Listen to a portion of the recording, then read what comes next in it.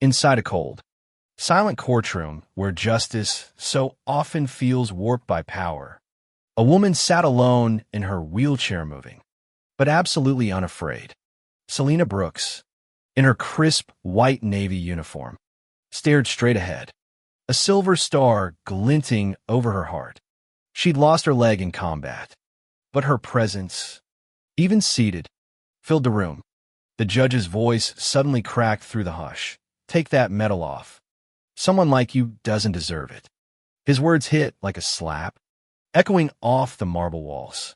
But Selena just sat up straighter and pointed her chest. Her voice, quiet but sharp as a blade. "Cut the tension. I won't take it off. I bled for something you've never had the courage to face on her." The entire courtroom stopped breathing. The judge Gregory Vaughn looked like he'd been stung by a wasp. The benches creaked. Reporters held their pens aloft. Veterans in uniform clenched their jaws. In that one moment, everything changed. It wasn't just about a medal or an insult. It was about the meaning of sacrifice and who gets to claim honor in a country that still judges people by color and circumstance. As the morning unfolded, tension in the air tightened like a wire. Vaughn pounded his gavel, voice dripping with contempt. "Take it off, or I'll have it removed." Selena didn't move. She just touched the medal gently and looked him straight in the eye. Silence crashed over the room, thick as a blanket. No one had ever talked back to Vaughn out like this. But this wasn't just any woman. The old veteran in the third row whispered, "That's Brooks, SEAL Team 6. Lost her leg in Falcon dust." And suddenly the whole room remembered she was a hero, not a victim. Outside the courthouse, the world kept spinning. But inside, the foundation was cracking. When court adjourned, Selena rolled out beneath the midday sun. Across the street, two local cops leaned against their patrol car, mocking her as she passed. "Nice ride. But you got that with food stamps." Selena ignored them, her fingers white-knuckling her wheels. Then one officer, Doyle, actually bumped her chair. The words that followed, "You black folks should be cleaning floors, not wearing medals," hung in the air like poison. Selena stared right through him. "History's moved on. You're still stuck in the slave era." He fell silent, suddenly realizing he wasn't untouchable. A bystander recorded the whole exchange and posted it online. Within an hour, the video exploded. Veterans reposted it with outrage. "She saved my life in Iraq." A photo of Selena in uniform, standing tall beside her squad, trended nationwide. Hashtags Justice for Selena flooded every corner of social media. Within hours, veteran groups, journalists, and activists demanded answers. That night, alone in her small apartment, Selena watched the clip again and again. She wasn't angry, she was focused. The threats she'd endured before let her shoved under her door. A brake line cut on her sub weren't enough to silence her. Because for her, this wasn't just about herself. It was about every person Vaughn's court had pushed aside, every neighbor evicted for the wrong skin color, every family threatened by crooked cops. The more she dug, the more she uncovered emails tying Vaughn to a corrupt military supplier, evidence that he'd taken bribes to let dangerous men off the hook. And every scheme led back to West Garrison, the same neighborhood Harris and Doyle patrolled, clearing out black residents and veterans to flip houses for Vaughn's brother-in-law. Selena strapped on her prosthetic leg, her mind set. If no one stood up, no one was safe.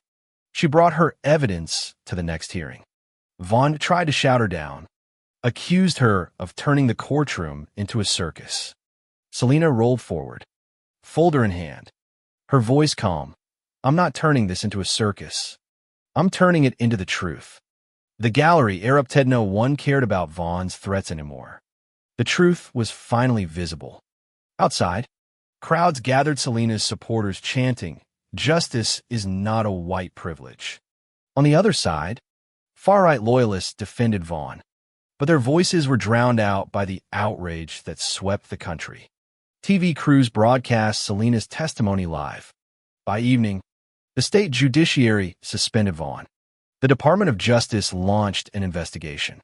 Vaughn was forced to slip out the back door, a fallen king hiding from his own subjects. But Harris and Doyle weren't finished.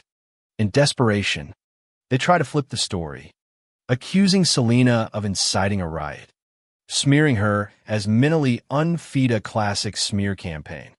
It failed spectacularly. More victims stepped forward: a store owner who'd been threatened, a veteran falsely cited, a young man evicted for nothing.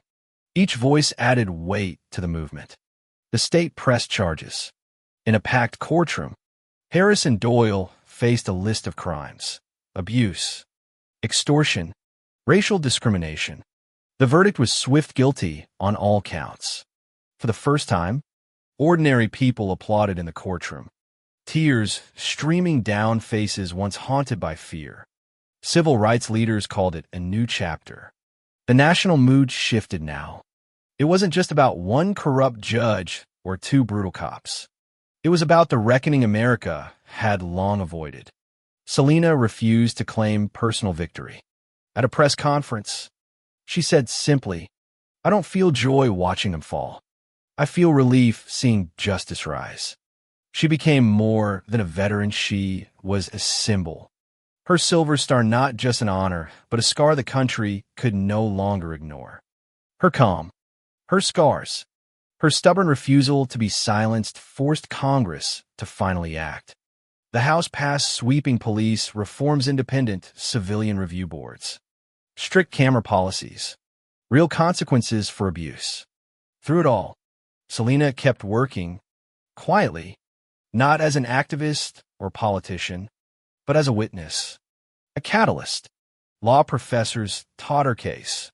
Law students studied her courage. Veterans called her the nation's conscience. And when the president signed the reform bill into law, cameras cut not to politicians, but to Selena, sitting in her living room, the silver star glowing on her chest. She smiled, quiet, undefeated. Her story had become more than news. It was a new promise, written in sacrifice, that justice could finally belong to everyone brave enough to demand it.